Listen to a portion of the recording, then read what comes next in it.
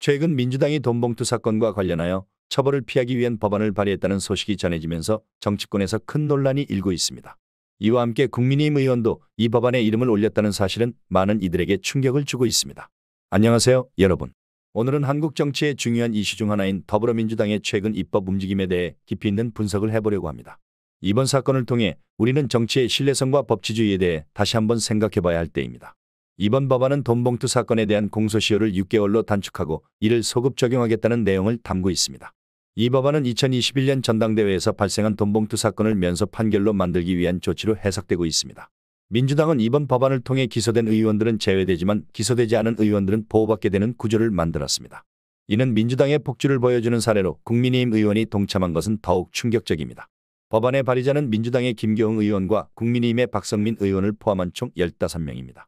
이들은 정당법 개정을 통해 돈봉투 사건에 대한 처벌을 피하기 위한 법안을 통과시키려 하고 있습니다. 민주당은 이를 선거법과의 형평성을 맞추기 위한 조치라고 주장하지만 많은 이들은 이를 비판하고 있습니다.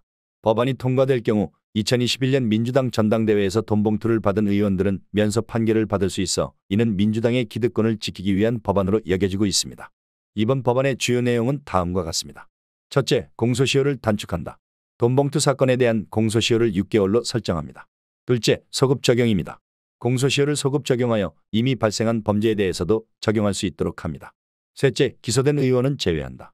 이미 기소된 의원들은 이 법안의 적용에서 제외됩니다. 이러한 조치는 민주당의 전당대회에서 발생한 돈봉투 사건을 면소 판결로 만들기 위한 것으로 이는 법치주의에 대한 심각한 도전으로 간주될 수 있습니다. 많은 전문가들은 이러한 법안이 통과될 경우 정치인들이 법을 자신의 이익을 위해 조작하는 것을 용납하게 될 것이라고 경고하고 있습니다. 이번 법안에 국민의힘 의원이 동참한 사실은 많은 이들에게 충격을 주었습니다. 국민의힘 내부에서도 비판의 목소리가 나오고 있으며 이러한 상황은 국민의힘이 민주당과의 대립에서 제대로 된 입장을 취하지 못하고 있다는 비판으로 이어지고 있습니다. 특히 박성민 의원이 법안에 이름을 올린 것에 대한 비판이 거세지고 있습니다.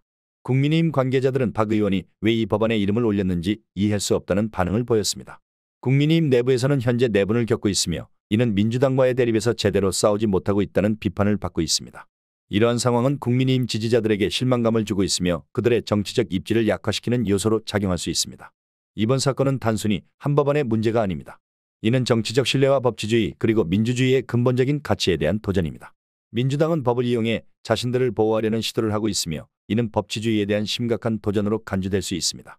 법안이 통과될 경우 민주당은 자신들의 불법 행위를 감추기 위해 법을 조작하는 것이며 이는 민주주의의 기본 원칙을 훼손하는 행위로 비춰질 수 있습니다.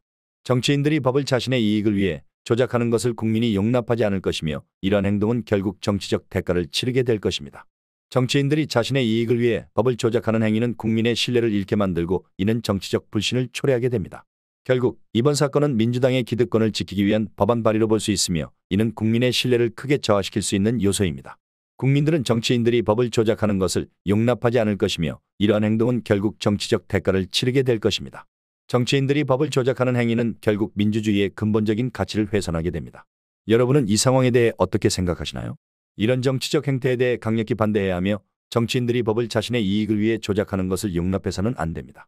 여러분의 의견을 댓글로 남겨주세요.